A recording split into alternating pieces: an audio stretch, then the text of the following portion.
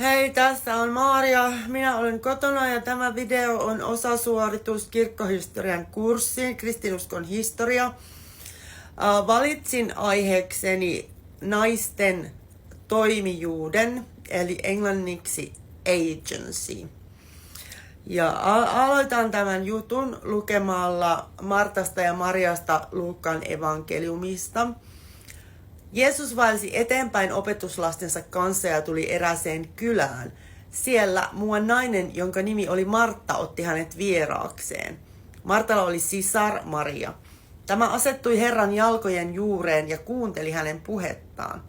Martalla oli kädet täynnä töitä vieraita palvellessaan ja siksi hän tuli sanomaan: Herra, etkö lainkaan välitä siitä, että sisareni jättää kaikki työt minun tehtäväkseni? Sano hänelle, että hän auttaisi minua. Mutta Herra vastasi: Martta, Martta, sinä huolehdit ja hätäilet niin monista asioista, vain yksi on tarpeen. Maria on valinnut hyvän osan, eikä sitä oteta häneltä pois. Ja kuten jokainen, joka kristinuskon piirissä on kasvanut, niin minäkin olen kuullut tästä paljon opetusta tästä Raamatun kohdasta. Ja eikös tästä ole niin kuin jaoteltu kaksi tämmöistä naiselle sopivaa roolia, että toisen on tämä perinteinen palveleminen, ruoan laittaminen, vieraista huolehtiminen, ja toinen on sitten opiskeleminen, joka on vähän harvinaisempi, mutta tässä sitten Jeesus osoittaa hyväksyntänsä naisen opiskelulle.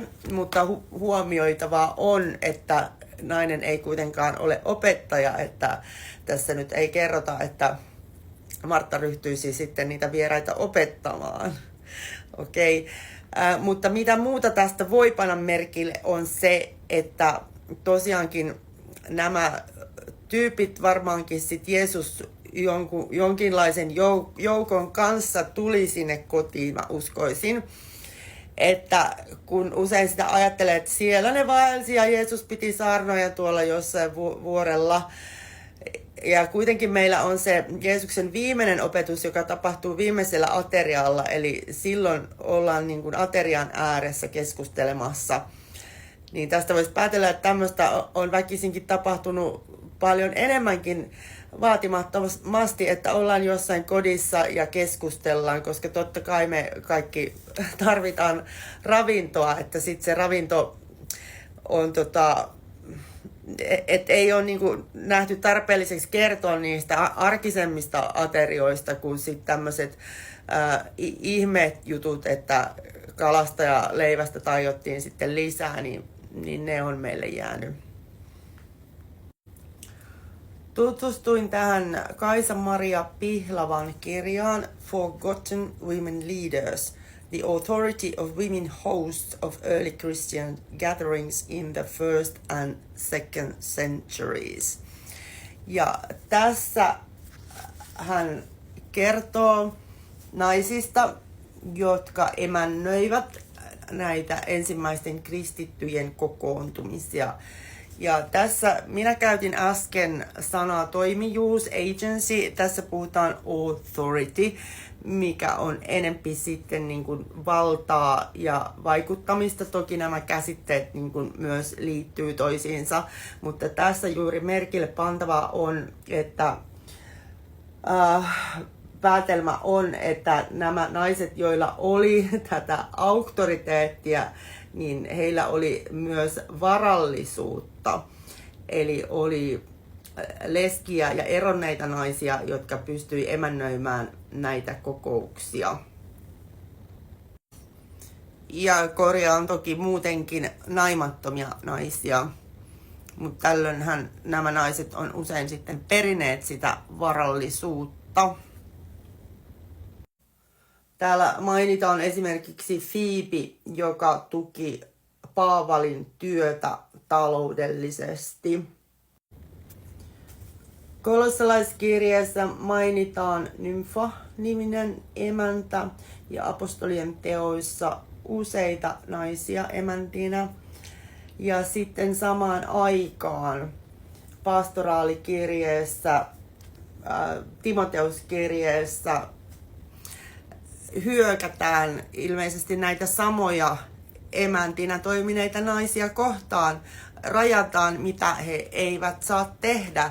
Eli naisen tulee kuunnella opetusta hiljaa ja kuuliaisena. Sitä en salli, että nainen opettaa, enkä sitä, että hän hallitsee miestä.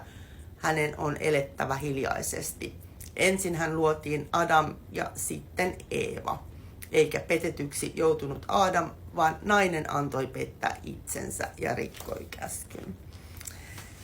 Ja olen aikaisemmin ollut kurssilla, jossa käsiteltiin tätä teemaa, kuinka naisen petollisuus, tämä tulkinta alkukertomuksesta, syntiin lankeemuksesta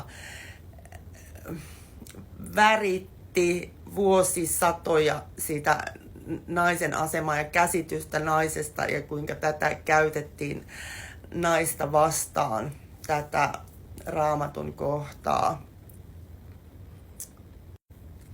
Pihlava toteaa tässä, että me ei ihan tarkkaan kuitenkaan tiedetä, että mitä nämä naiset, vaikka heidät mainitaan, heistä kerrotaan jotain, niin me ei tiedetä, mikä heidän rooli sitten loppujen lopuksi on ollut. Ilmeisen tärkeää se on ollut, mutta se on saattanut olla myös niin kuin suurempi kuin tiedämme.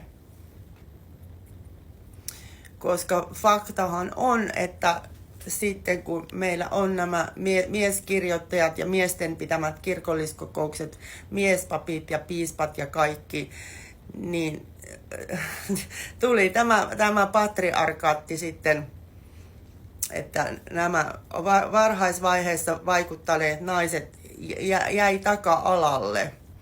Ja kiinnostavalla tavalla, kun olen opiskellut myös islamia, niin islamin uskonkin alkuvaiheissa esimerkiksi naisia oli rukousten johtajina ja sitten sitä naisen asemaa niin kuin kutistettiin ja myös tämä pukeutuminen muuttui sitten naista rajoittavammaksi. Ja ihan tässä lopuksi Pihlava toteaa, että kun nämä kodit lakkasivat olemasta niitä kokoontumispaikkoja, eli toisin sanoen kokoonnuttiin sitten kirkoissa ja laajemmin, niin silloin se naisten auktoriteetti, mikä siellä kodin piirissä oli ollut, niin se lakkasi olemasta. Mutta hän myös huomauttaa, että outside, niin kuin valtavirta kristillisyyden ulkopuolella kotikokoontumisia edelleen oli, jolloin tilanne on siellä sitten ollut ja voinut olla hyvin toisenlainen. Toinen kirja, mitä mä olen lukenut, on tämä Naiset pyhyyden tulkkeina. Kirjoituksia uskonnosta, sukupuolesta ja elämästä antiikista uudelle ajalle.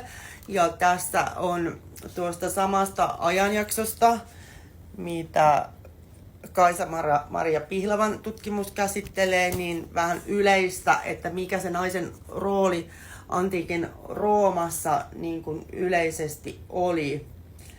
Eli naisten odotettiin pysyvän poissa julkisesta elämänpiiristä, mutta tämä vaatimus koski lähinnä poliittista toimintaa ja johtajuutta. Ja kotitalous oli taloudellinen tuotantoyksikkö, jännästi sanottu, johon sidotut roolit veivät naisia myös julkiseen tilaan, kuten kauppoihin ja toreille, ja mahdollistivat esimerkiksi toimimisen kauppiaina ja käsityöläisinä. Lisäksi koti oli vieraanvaraisuuden ja hyvän tekeväisyyden keskus, ja naisilla oli tärkeä rooli sosiaalisen elämän ylläpitäjinä. Ja varmasti myös naimisissa olevilla naisilla oli sitä valtaa, kun tuossa äsken enempi puhuttiin niistä leskistä, eronneista ja naimattomista.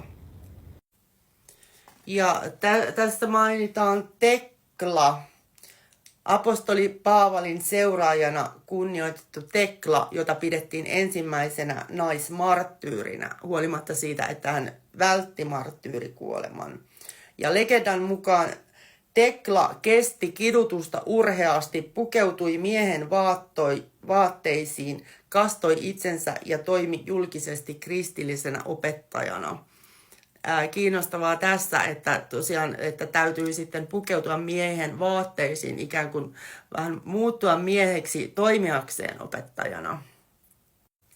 Ja